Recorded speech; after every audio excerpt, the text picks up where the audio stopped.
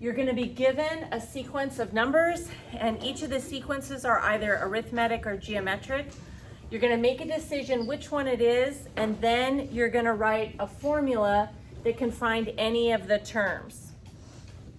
A quick reminder before we get to that is an arithmetic sequence is one where you added or subtracted the exact same number to get from one number to the next. Okay, and so this is your general formula. And then the geometric ones, you have to multiply or divide by the exact same number to get from one term to the next. And you would use this formula.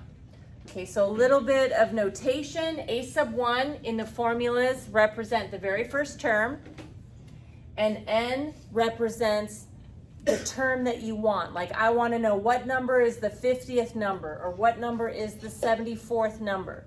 So that's the n. Now D is only for the arithmetic ones, and that is what you are adding or subtracting to each number to get from one term to the next. And R is only for the geometric, and that's what you're multiplying by to get from one number to the next. All right, so let's start off here with this sequence to decide what's happening. If I try to multiply, I'd go 8 divided by 3 is 8/3. 13 divided by 8 is 13/8. That's not the same, so this one is not going to be a geometric. But if I do 8 minus 3, I get 5, and 13 minus 8, I get 5. In other words, we are adding 5 to each one to get from 3 to 8, 8 to 13. So my D is any number minus the one that came before it, which is 5. A sub 1 is just the first number there, so that happens to be 3. I'm going to go ahead and bubble in that this one is arithmetic because we're adding to get from one number to the next. Grab the formula for arithmetic sequences, God bless you, and A sub 1 we're going to replace with 3 because that is my first term. N is just the variable, so it's going to stay there. And then the D is what it's going up by, which is 5. So this equation is going to generate every term out there. If I wanted to know, this is my first term, my second term, my third term.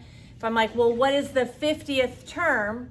You could do 50 minus 1 is 49 times 5, add 3, and that's what number the 50th term would be.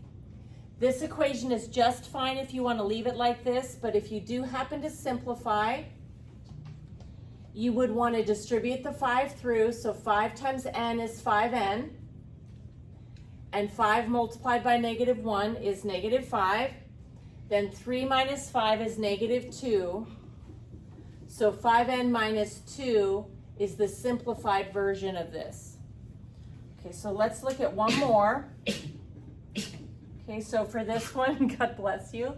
So for this one here, if I do 32 minus 8 and I do 128 minus 32, I get a different number. So this one cannot be arithmetic. So then I'm going to try for geometric. If I do 32 divided by 8, I get 4. 128 divided by 32, and I also get 4. To find R, if you take a number and divide it by the one that comes before it, you're going to find R. And it's true in this one to get from one number to the next. 8 times 4 is 32. 32 times 4 is 128. We're multiplying by 4. Again, that first term was 8.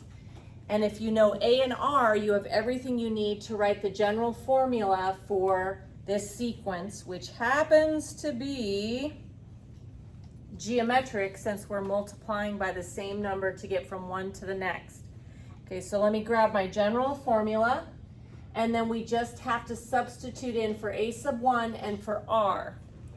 So here we go. I'm going to replace the A sub 1 with 8 because it was the first term.